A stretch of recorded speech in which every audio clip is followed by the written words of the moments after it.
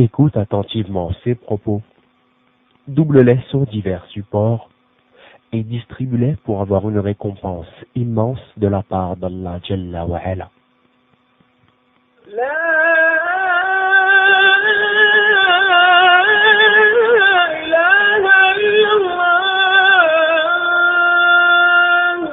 Emblème du Tawhid.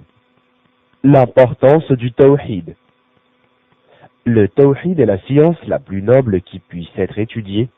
En effet, elle traite de l'unicité d'Allah, c'est-à-dire tout ce qui lui revient de droit par excellence et en toute exclusivité. Certains d'entre vous se disent sûrement « On nous a assez rabâché le Tawhid et on n'en veut plus ». Mais si le Tawhid est tellement négligé, c'est parce qu'on en ignore l'importance. En fait, le Tawhid est d'une importance telle que le prophète alayhi salatu wassalam passa les 23 années de son message à enseigner, expliquer et faire appliquer le Tawhid. Le Tawhid est assez important pour qu'Allah nous ordonne d'en avoir la science et d'en comprendre la signification. Allah le Très-Haut a dit « Sache donc qu'en vérité, il n'y a point de divinité à part Allah. » Sourate Muhammad, verset 19. Le Tawhid est assez important pour que Ibrahim demande à Allah de lui donner la capacité de l'appliquer ainsi que ses enfants. Allah le Très-Haut dit la parole d'Ibrahim « Et préserve-moi ainsi que mes enfants contre l'adoration des idoles. » Sourate Ibrahim, verset 35. Ainsi, la parole du Tawhid, qui est La ilaha illallah, n'est pas une simple parole déchargée de sens, bien au contraire. Allah a dit, Allah atteste, et aussi les anges et les doués de science, qu'il n'y a point de divinité à part lui, le mainteneur de la justice, point de divinité à part lui, le puissant, le sage. Verset 18 de la sourate La famille d'Imran.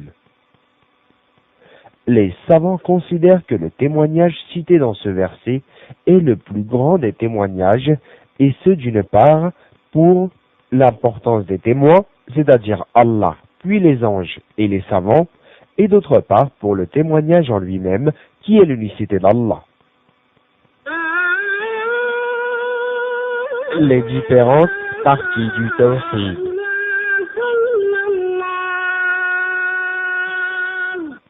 Il est important de savoir que les savants ont partagé le Tawhid, c'est-à-dire l'unicité, le pur monothéisme, en trois grandes parties. Le Tawhid dans la seigneurie, le Tawhid dans l'adoration et le Tawhid dans les noms et caractères. Il faut impérativement les connaître pour bien comprendre la ilaha illallah. Le Tawhid dans la seigneurie. Tawhid al-Rububiyyah.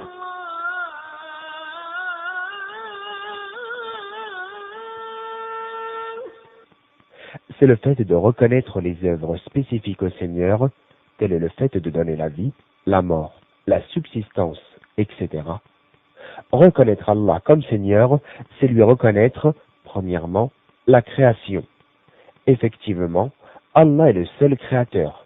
Allah a dit: existe-t-il en dehors d'Allah un créateur qui du ciel et de la terre vous attribue votre subsistance? Point de divinité à part lui. Comment pouvez-vous vous détourner? Troisième verset de la sourate Le Créateur. Allah a donc créé l'humanité ainsi que les œuvres de ceux-ci. Allah dit: alors que c'est Allah qui vous a créé, vous et ce que vous fabriquez. Verset 96 de la sourate Les Rangées. Deuxièmement, la royauté. Allah est également le seul à détenir la royauté. Il dit: pureté à celui qui détient la royauté, et il est capable de toutes choses. Premier verset de la sourate La Royauté. Donc, celui qui détient la royauté par excellence est Allah. Troisièmement, le commandement. Allah est le seul à gérer la création. La création et le commandement n'appartiennent qu'à lui, Seigneur de l'univers. Surat Al-A'raf, verset 54. Cette partie-là du Tawhid n'est reniée par personne, pas même les associateurs du temps du prophète alayhi salatu wassalam. Allah dit, et si tu leur demandes qui les a créés, ils diront Allah. Et il dit, dis, qui vous accorde de la nourriture du ciel et de la terre, qui détient l'ouïe et la vue, et qui fait sortir le vivant du mort, et fait sortir le mort du vivant, et qui administre tout, ils diront Allah. Dis alors, ne le craignez-vous donc pas? Surat Yunus, Jonas, verset 31. Et il dit, si tu leur demandes qui a créé les cieux et la terre, et assujetti le soleil et la lune, ils diront très certainement Allah. Comment se fait-il qu'ensuite ils se détournent? Sourate l'Araignée, verset 61. Donc les gens à qui Allah s'adresse sont considérés comme des associateurs, même s'ils ont cru au Tawhid dans la Seigneurie, car ces gens-là ont adoré d'autres divinités avec Allah, en prétendant qu'ils le faisaient pour se rapprocher d'Allah. Et Allah a dit, tandis que ceux qui prennent des protecteurs en dehors de lui disent, nous ne les adorons que pour qu'ils nous rapprochent davantage d'Allah. Sourate les groupes, verset 3. On voit clairement à travers ce verset que les associateurs du temps du prophète sallallahu alayhi wa sallam croyaient en Allah, en son existence et en sa seigneurie, puisque pour eux c'était la plus grande des divinités et les autres divinités leur servaient à se rapprocher d'Allah. Mais Allah dit à la fin du même verset, en vérité, Allah jugera parmi eux sur ceux en quoi ils divergent. Allah ne guide pas celui qui est menteur et grand ingrat. Troisième verset de la sourate Les Groupes. Allah démontre ainsi que la prétention de se rapprocher d'Allah en adorant autre que lui n'est que mensonge, tout comme il nous montre que ce genre d'acte est de l'incroyance, c'est-à-dire le fait d'effectuer des sacrifices ou des vœux ou des invocations ou de demander secours, etc., à un autre qu'Allah, même si l'intention est de se rapprocher d'Allah. Certes, il faut connaître cette partie du Tawhid, pourtant, cela ne suffit pas à mettre l'individu à l'abri de l'incroyance, car le sens du Tawhid est bien plus profond et plus pointilleux. Allah a dit, et la plupart d'entre eux ne croient en Allah qu'en lui donnant des associés. Verset 106 de la sourate Youssef, Joseph. C'est-à-dire que beaucoup croient en la seigneurie d'Allah tout en adorant autre que lui. Le Tawhid dans l'adoration. Tawhid al-Uluhiyya.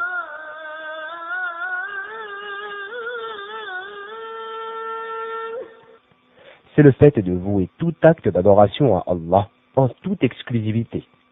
Et ceci en n'adorant aucune divinité avec Allah, ni en essayant de se rapprocher d'un autre qu'Allah par une chose qu'Allah seul mérite, c'est-à-dire l'adoration. L'adoration telle que la définit Ibn Taymiyyah est, je cite, un terme qui englobe tout ce qu'Allah aime et agrée comme œuvre apparente ou cachée. Fin de citation. Allah a dit, je n'ai créé les djinns et les hommes que pour qu'ils m'adorent. Verset 56 de la sourate qui est partie. Ainsi, le but de notre création n'est autre que l'adoration d'Allah, c'est-à-dire la mise en pratique du Tawhid.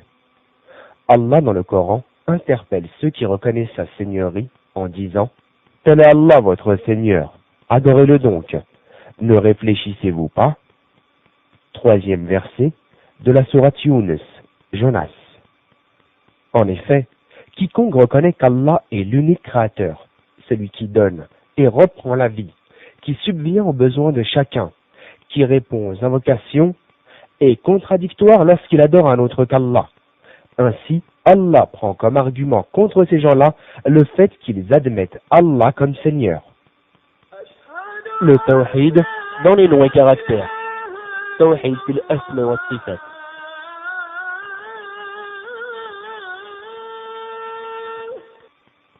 Allah dans le Coran s'est attribué des noms et des caractères, tout comme le prophète alayhi salatu wassalam dans sa sunna a attribué à Allah des noms et des caractères que nous nous devons d'accepter. Quelques règles concernant les noms d'Allah.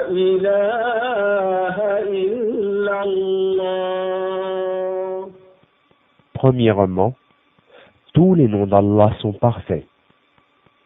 C'est pourquoi nous devons invoquer Allah par ces noms-là.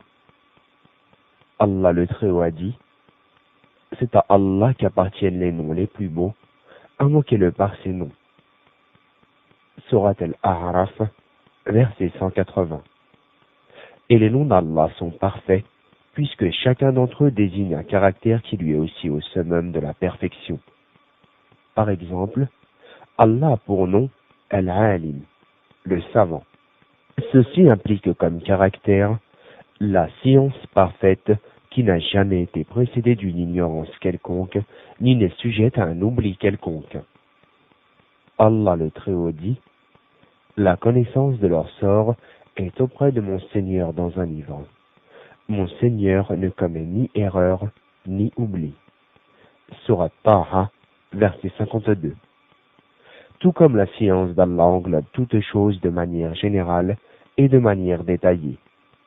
Allah a dit, il sait ce qui est dans les cieux et la terre, et il sait ce que vous cachez, ainsi que ce que vous divulguez.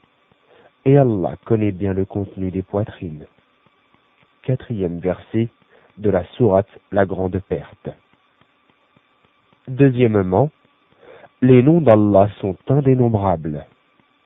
En effet, le prophète alayhi salatu wassalam a dit, ô Allah, je te demande par tous les noms qui t'appartiennent et par lesquels tu t'es nommé, ou que tu as révélé dans ton livre, ou que tu as appris à l'une de tes créatures, ou que tu as gardé caché dans la science de l'inconnu, rapporté par Ahmed et Ibn Hibban. Quant au hadith suivant, je cite, Allah a 99 noms, 100 moins 1, celui qui les connaît entrera au paradis. Fin de citation. Il ne prouve en rien qu'Allah a uniquement 99 noms, simplement celui qui connaît cela, c'est-à-dire les 99, entrera au paradis, en ayant appliqué ce que cela entraîne évidemment. Les savants ont révélé 81 noms d'Allah dans le Coran et 18 dans la Sunna. Troisièmement, les noms d'Allah sont ceux qui sont cités dans le Coran et la Sunna.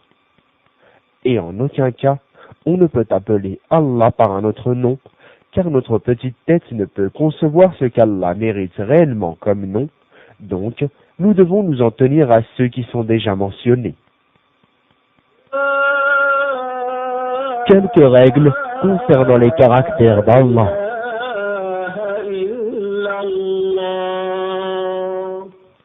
Premièrement, les caractères d'Allah sont tous parfaits. Ils sont tous parfaits, sans aucune faille, subhanahu wa ta'ala. Allah a dit, c'est à ceux qui ne croient pas en l'au-delà que revient le mauvais qualificatif, tandis qu'à Allah seul est le qualificatif suprême, et c'est lui le Tout-Puissant, le Sage.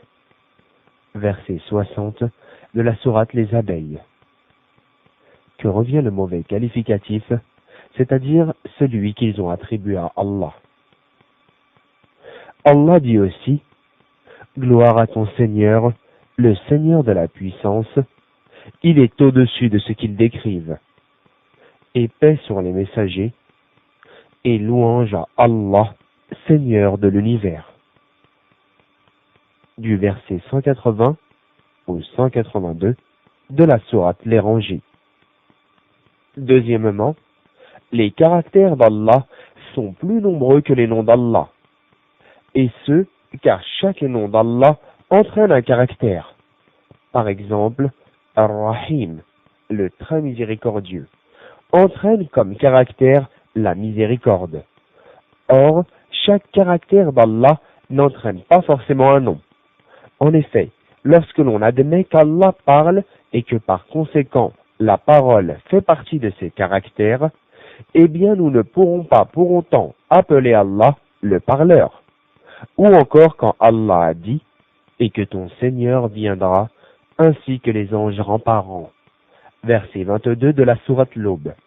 Dans ce verset, Allah nous informe bel et bien d'un de ses caractères, qui est le fait de venir au jour de la résurrection.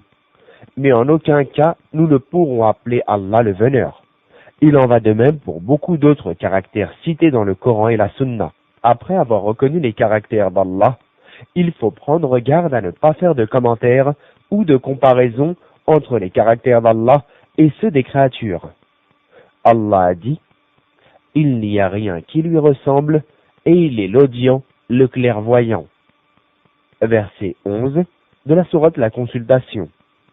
Et il dit « Et nul n'est égal à lui. » 4e verset de la sourate Le monothéisme pur.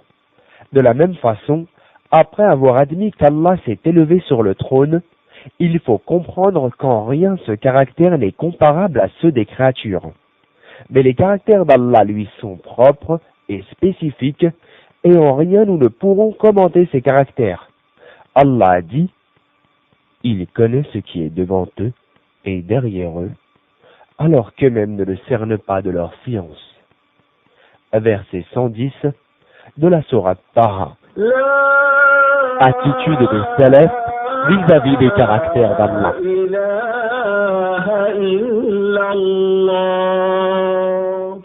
Lorsque l'imam Malik fut interrogé de la sorte, Allah s'est élevé sur le trône.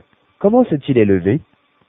Il se mit alors à transpirer et répondit, l'istawa est connu, et le comment n'est pas accessible à la raison, et le fait d'y croire est une obligation, et le fait de poser des questions est une innovation. Ainsi, ce que l'imam Malik a jugé comme innovation, c'est le fait de s'interroger sur le comment, car le fait de demander ce qu'est l'istawa n'est pas interdit, bien au contraire. L'imam Malik a dit, le comment est inaccessible à la raison. Mais il n'a pas dit qu'il n'existait pas, car il existe forcément un comment au caractère d'Allah, seulement seul Allah le connaît.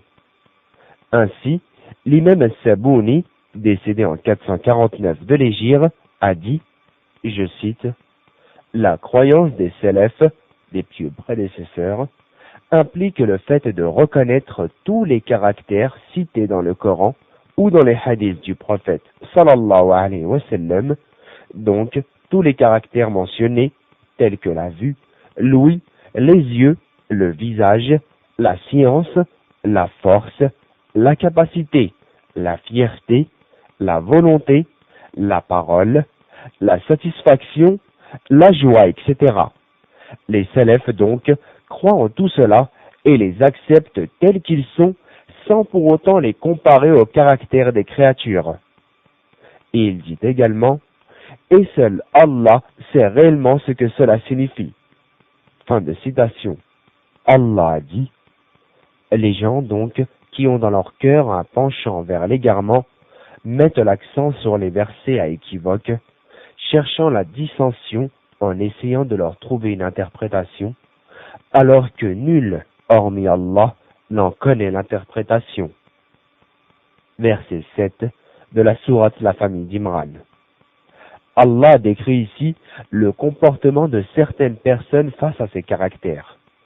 Puis Allah a décrit la bonne attitude à avoir, mais ceux qui sont bien enracinés dans la science disent « Nous y croyons, tout est de la part de notre Seigneur, mais seuls les doués d'intelligence s'en rappellent. » Verset 7 de la sourate La famille d'Imran. Allah dit également pour fermer la porte à tout sujet d'interprétation de ces caractères, « Il n'y a rien qui lui ressemble, et il est l'audient, le clairvoyant. » Sourate La Consultation, verset 11.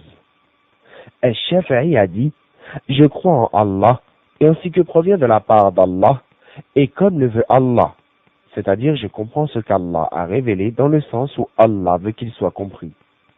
Et je crois au messager d'Allah, et en ce qui provient du messager d'Allah, et dans le sens voulu par le messager d'Allah. Fin de citation. Merhoul et Zohari furent interrogés sur l'explication de certains hadiths ayant attrait au caractère d'Allah, et ils répondirent: faites-les passer ou transmettez-les comme ils sont venus, c'est-à-dire tels qu'ils sont, sans rien y ajouter et sans rien omettre. Le véritable sens de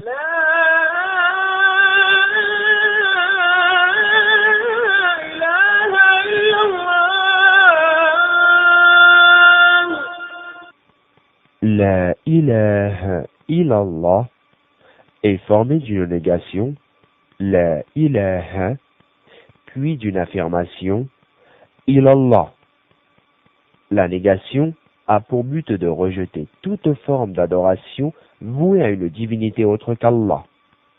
L'affirmation a pour but d'attester le fait que seul Allah, parmi toutes les divinités adorées, mérite réellement d'être adoré. Ainsi, la traduction la plus proche, sachant qu'une traduction exacte de l'arabe est quasiment impossible, est la suivante: il n'y a pas de divinité digne d'être adorée excepté Allah.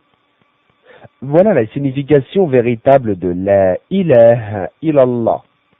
Allah a dit: et lorsque Ibrahim dit à son père et à son peuple: je désavoue totalement ce que vous adorez.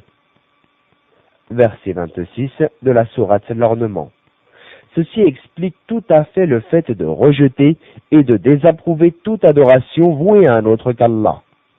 Puis Allah continue comme suit: à l'exception de celui qui m'a créé, car c'est lui en vérité qui me guidera. Verset 27 de la sourate L'Ornement. Ainsi, en rejetant d'une part toute divinité et en admettant d'autre part Allah comme divinité, Ibrahim, Abraham, paracheva son tawhid. En résumé, la ilaha illallah comprend deux parties, une négation et une affirmation qui sont indissociables. Ainsi, le savant Abd al-Rahman al-Sa'di dit en explication à la ilaha illallah: Allah nous informe qu'il est le seul à détenir les formes de seigneurie et que par conséquent, lui seul mérite d'être adoré, et adorer un autre que lui est une adoration vaine. Quant à nous, avons-nous vraiment compris le tawhid?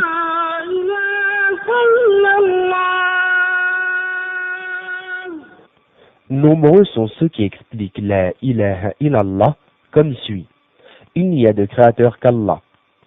Cette explication, si elle n'est pas fausse, n'est pas non plus exacte. Ibn al-Qayyim a dit: le tawhid ne consiste pas à reconnaître qu'Allah est le seul créateur et qu'il est le Seigneur de toutes choses et qu'il possède toutes choses. D'ailleurs, les adorateurs des statues reconnaissent cela, mais ils restaient tout de même associateurs. Mais le tawhid implique plutôt l'amour d'Allah et ne pas mettre l'amour d'Allah au même niveau que l'amour de quelqu'un d'autre, et l'humilité à Allah, la parfaite soumission à Allah, l'adorer exclusivement et ne désirer que sa satisfaction dans tous les actes et toutes les paroles, et le fait de donner ou de priver d'amour ou de détester pour Allah. Et tout ceci doit empêcher l'individu de commettre des péchés et de résister face aux péchés, et celui qui a compris cela a compris la parole du prophète alayhi salatu wassalam: Allah a interdit l'enfer à celui qui dit la ilaha illallah en voulant par cela sa face. Ainsi que sa parole: ne rentrera pas en enfer celui qui dit la ilaha illallah. En effet, comme nous l'avons vu auparavant, les associateurs du temps du prophète sallallahu alayhi wa sallam croyaient en l'existence d'Allah, et cela ne fit pas d'eux des musulmans. D'ailleurs, même les associateurs du temps du prophète sallallahu alayhi wa sallam avaient compris que la ilaha illallah les appelait à beaucoup plus que de croire en l'existence d'Allah ou en sa seigneurie. Ils avaient compris que cela les appelait à délaisser toute leur divinité pour unifier Allah le Très-Haut par toute forme d'adoration. Allah a dit: quand on leur disait la ilaha illallah, ils se gonflaient d'orgueil et disaient: Allons-nous abandonner nos divinités pour un poète fou? Versets 35 et 36 de la sourate Les Rangées. Et il dit la parole des associateurs. Réduira-t-il les divinités en un seul Dieu? Voilà une chose vraiment étonnante. Verset 5 de la sourate Les Groupes. L'imam Ahmed rapporte d'après un homme de Bani Malik. J'ai vu le messager d'Allah, sallallahu alayhi wa sallam, à travers le marché du Hijaz, et il disait, ô les gens, dites la ilaha illallah, vous aurez la réussite. Alors que Abu Jahl lui jetait du sable en disant, que celui-ci ne vous détourne pas de votre religion, car il veut que vous délaissiez vos divinités et que vous délaissiez Al-Lat et Al-Uzza. Rapporté par Ahmed.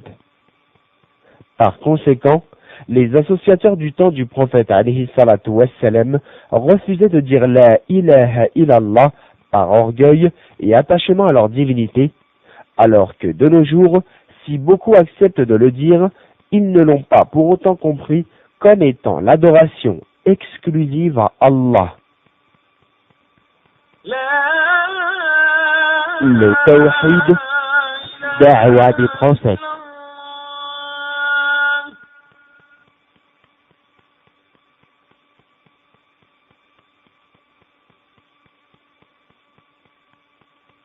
Allah a dit, et nous n'avons envoyé avant toi aucun messager à qui nous n'avons révélé, point de divinité en dehors de moi, adorez-moi donc. Verset 25 de la sourate Les Prophètes. En explication à ce verset, Qatada a dit, aucun prophète n'a été envoyé sans le tawhid.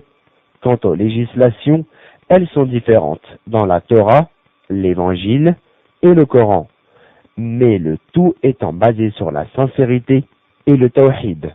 Ainsi, si l'on étudie les récits des prophètes, on constatera que le tawhid était au centre de leur da'wa. Mais est-ce tawhid dans la seigneurie, al-Rububiyya, auquel ils appelaient? Non. Ils appelaient les gens à adorer Allah, leur créateur, et leur vraie divinité, et à délaisser leurs fausses idoles, de n'adorer personne qu'il soit un prophète, un ange, un tombeau, un homme pieux, une pierre, un arbre, le feu, etc. Ainsi, Allah a dit au sujet de Noé, nous avons envoyé Noé vers son peuple, et il dit, ô mon peuple, adorez Allah, vous n'avez pas de divinité en dehors de lui. Je crains pour vous le châtiment d'un jour terrible. Surat al-A'raf, verset 59. Et Allah dit au sujet de Houd, ô Had, leur frère Houd, il dit, ô mon peuple, adorez Allah, vous n'avez pas de divinité en dehors de lui. Ne le craignez-vous donc pas? Surat al-A'raf, verset 65. Et Allah dit au sujet de Saleh, et à Tamoud, leur frère Saleh, il dit, ô mon peuple, adorez Allah, vous n'avez pas de divinité en dehors de lui. Surat al-A'raf, verset 73. Ainsi, tous les prophètes appelaient à une seule et même chose, adorez Allah, vous n'avez pas d'autre divinité en dehors de lui. Et Ibrahim en fit la recommandation à son fils Ya'qub, Jacob. Allah a dit, et c'est ce que Ibrahim recommanda à ses fils, et de même que Ya'qub. Ô mes fils, certes, Allah vous a choisi la religion, ne mourrez point donc autrement qu'en étant soumis. Verset 132 de la sourate La Vache. De même, Ya'qub en fit la recommandation à ses fils au moment de sa mort. Allah dit, qu'adorerez-vous après moi? Ils répondirent, nous adorerons ta divinité et la divinité de tes pères, Ibrahim, Ismaïl et Ishaq, divinité unique et à laquelle nous sommes soumis. Verset 133 de la sourate La Vache.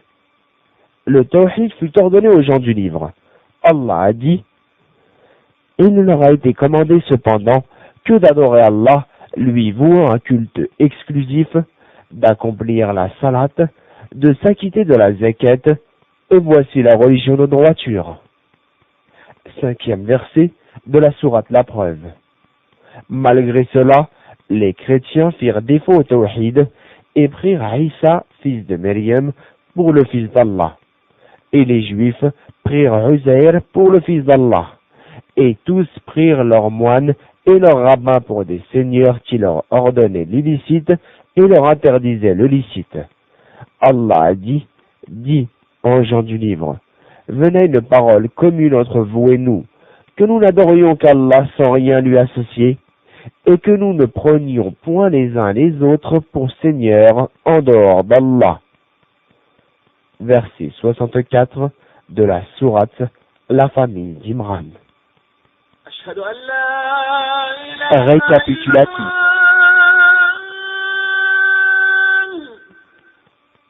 Premièrement, la ilaha illallah est la première chose à connaître et à transmettre, et il ne faut surtout pas croire qu'il faille en premier lieu polémiquer sur les problèmes des musulmans, qui de toute façon sont le résultat de la bonne ou mauvaise compréhension du tawhid. Deuxièmement, la ilaha illallah signifie adorer Allah en toute exclusivité et renier toute autre divinité quelle qu'elle soit. Troisièmement, certains croient que la ilaha illallah signifie uniquement il n'y a de créateur excepté Allah. Ils n'ont par conséquent pas compris la ilaha illallah et donc ne l'ont pas accompli. Quatrièmement, Allah a envoyé chaque prophète avec cette parole-là, et chaque prophète a appelé son peuple en disant « Adorez Allah, vous n'avez pas de divinité en dehors de lui. » Cinquièmement, le tawhid est ce par quoi il faut clôturer sa vie. Allah a dit « Et adore ton Seigneur jusqu'à ce que te vienne la certitude. » Verset 99 de la sourate Al-Hijj. La certitude, c'est-à-dire la mort.